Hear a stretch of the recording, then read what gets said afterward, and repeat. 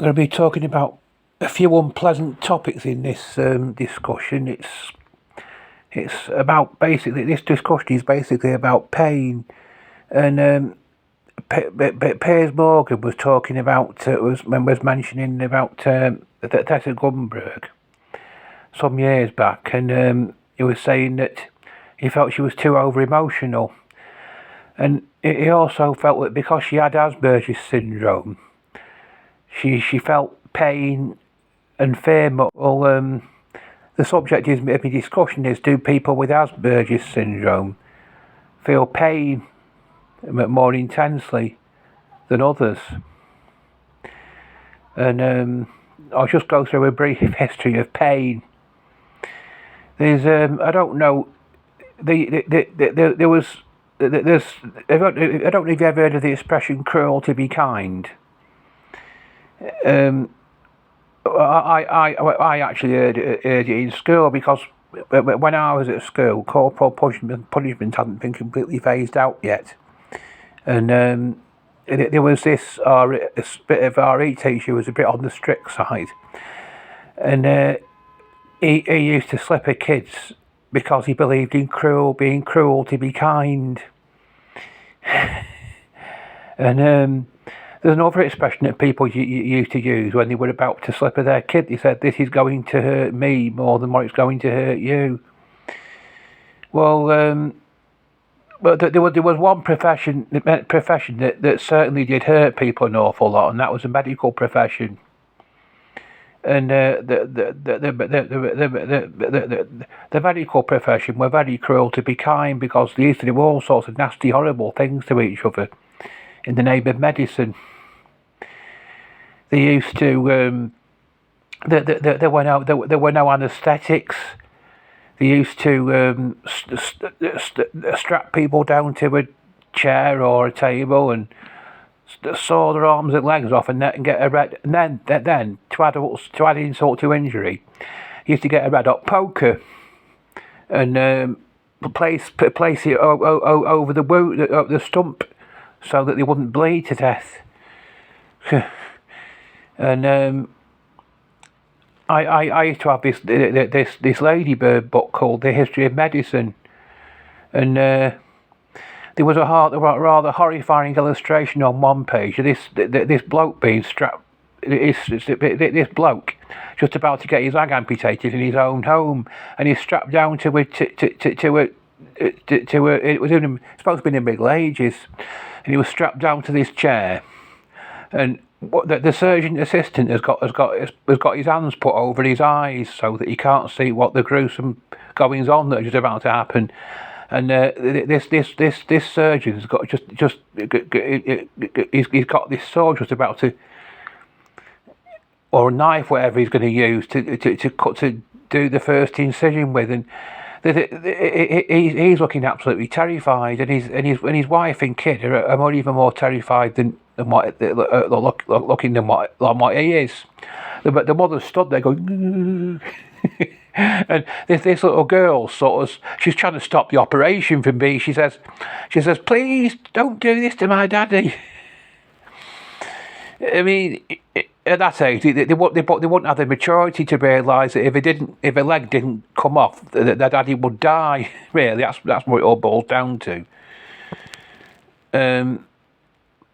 And there's this red hot poker in the corner of a room, ready to do the cauterisation with, because that's what they used to call it, cauterisation. But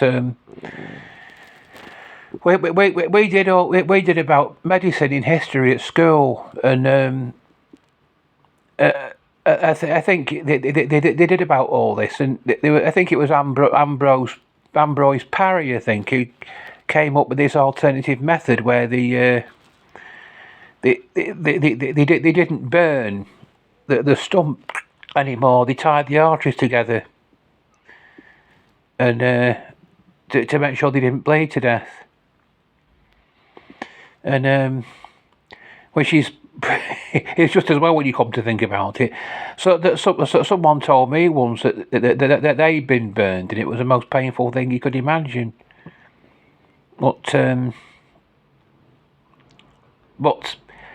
Even though they didn't burn the stump anymore, there were still no anaesthetics for a long time.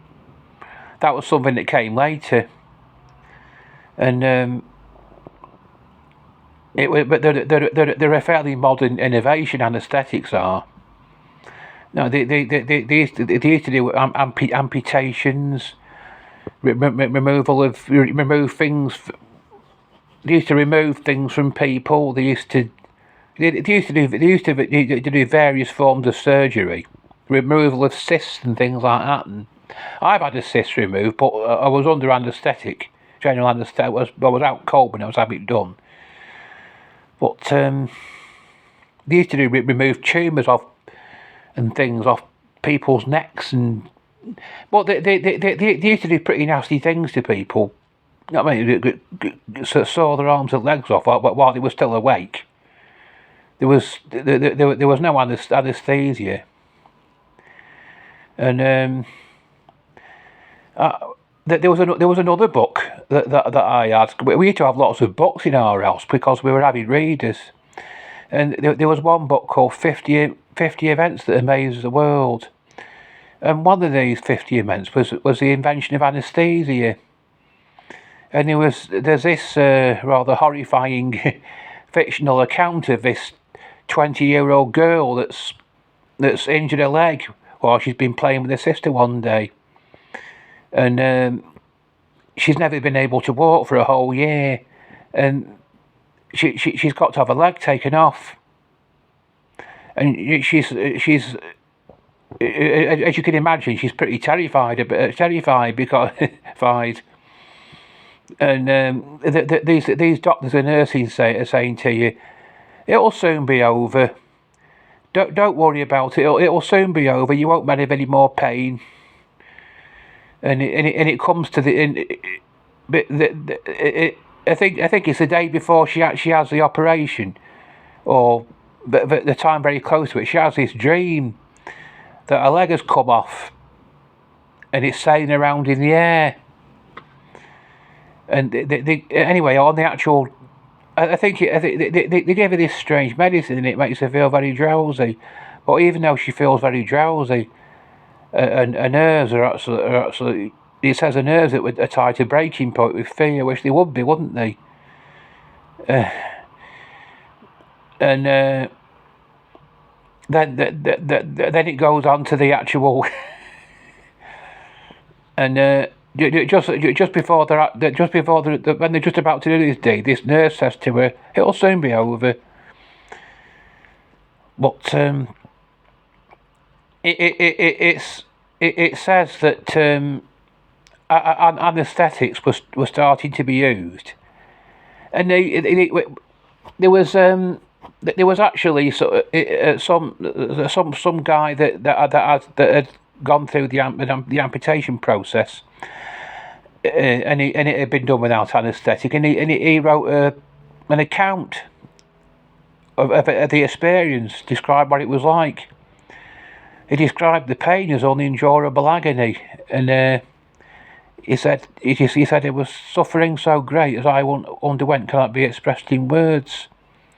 And he said he'd read with dismay at the opinions of surgeons who were saying that unendurable agony is the best of tonics and anaesthetics elite needless luxuries, because some people actually thought like that back then, that pain was no big deal.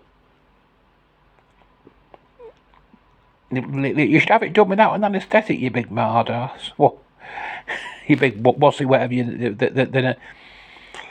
the word is. But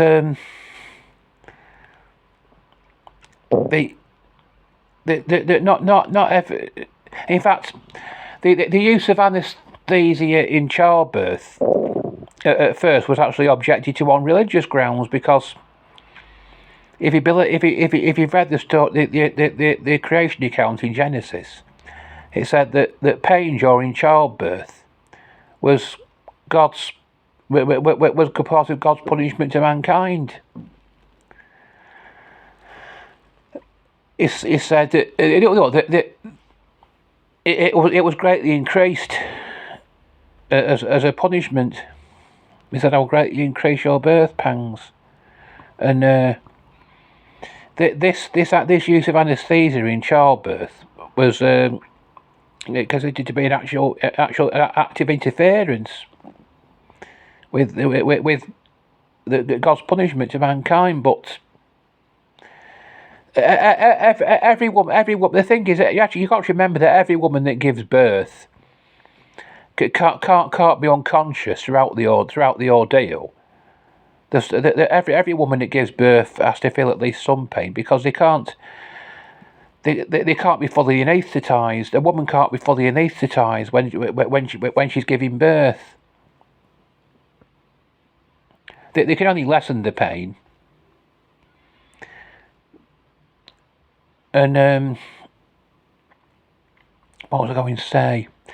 I used to write scripts out for my discussions, but I've got too lazy to do that now.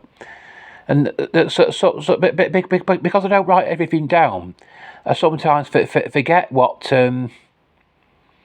points I was going to bring up. I might, but even if I forget one or two things, I can do a part two. I do part 2 and part 3 where I bring up the points that I've not remembered to bring up.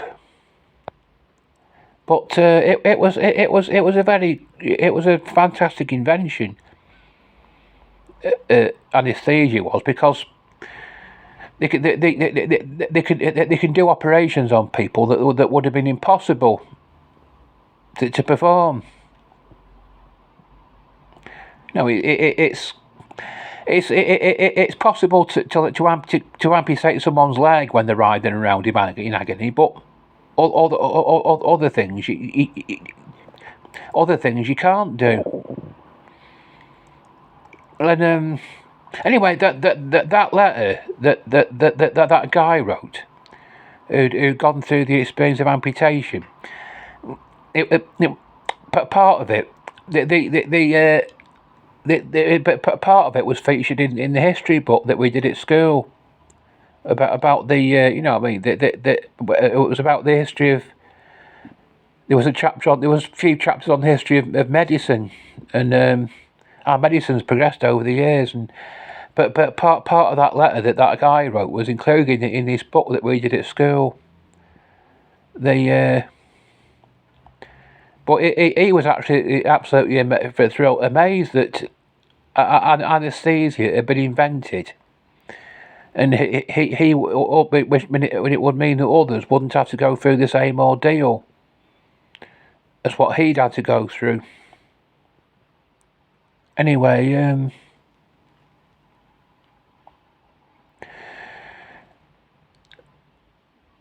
not every, even these days, not every, obviously, not every medical procedure is completely painless. They still do the medical profession. Obviously, a woman can't be completely anaesthetised when she's giving birth. Anaesthetics don't always work in every case. Sometimes a patient's actually lying on the bed unconscious, and they actually feel a knife cutting into the flesh. Or something, and they can't scream because they're unconscious, and it does happen. It's not unheard of. And there's even occasions when they actually have to do amputations while the patient isn't fully anaesthetised. Even today, there was I don't know if anyone remembers a medical series called House MD. Hugh Laurie. It was the British actor Hugh Laurie was playing an American doctor called House, and in one episode, a woman's got a leg trapped in there's been some sort of a mishap, and a black woman has got her leg trapped in something, and they're saying they need to amputate it to get her free, but they can't fully anaesthetise her, and the house she refuses. She says no. You told me. You said there was time, but he says time's run out now, and he can't fully anaesthetise it. He can only give a some. He can only just give her something to numb the leg so that he doesn't really hurt. The pain isn't quite as intense, but he can't fully anaesthetise it, and he ends up having to get an electric saw and cut through her leg while she's screaming out loud to get her free. And you might think, oh, they wouldn't do that in this day and age, but it's difficult to believe that they actually would do that in this day and age, because there was this bomb attack on Oklahoma. There was I don't know if anyone knows about the Oklahoma City bombing in 1995, and there was it actually happened. I think, according to Wikipedia, more than one they had to do more than one amputation without anaesthetic, or without the patient being fully anaesthetised to get them free. And there was a 20-year-old black woman called Dana Bradley, and I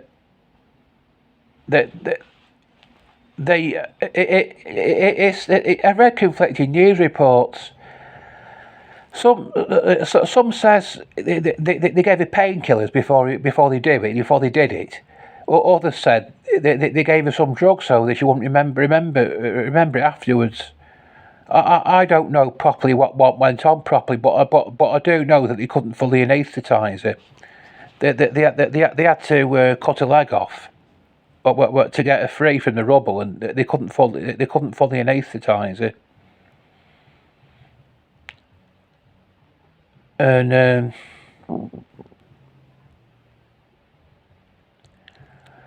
there was I don't. You did used to hear on the news from time to time about amputations being done without anaesthesia in different countries for some reason or other. Whether it was because they were short of medical supplies. I don't know the full facts about things, but it used to hear about it going on. Anyway. I've had a few things done to me in hospitals that have hurt me quite a bit. I had this. I don't know if anybody else has done this. They stick a tube up your urethra, and to have a look at what's going down below. I've had that done. And a bit because my urethra is a bit for most people it doesn't hurt most people, but so if your urethra is a bit bent, which mine is, it does hurt. And it went ow when this tube was being stuck up there, and I thought, I can't stand this. I started counting the seconds before the procedure was finished, because I just couldn't stand it. And on occasion I've had testicular pain, and they have to examine you. They need to examine you down. If you've got testicular pain, they need to examine the area that's hurting. And I couldn't stand to have it touched at all because it hurt me so much. I was lying on the hospital bed, and they were trying to examine me. I was going, ow! Oh. They just couldn't. They just couldn't examine me down there because of. They would. I think really they would have had to have strapped me down to be able to examine me sufficiently, really. But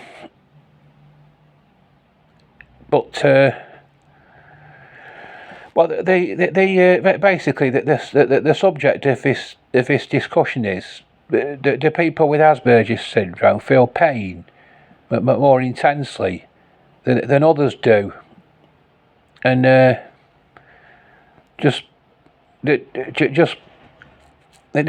your opinions, and if you've got Asperger's syndrome and you think you feel pain more intensely than others do,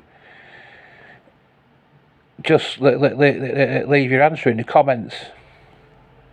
Anyway, I'll be back soon with more discussions on various topics.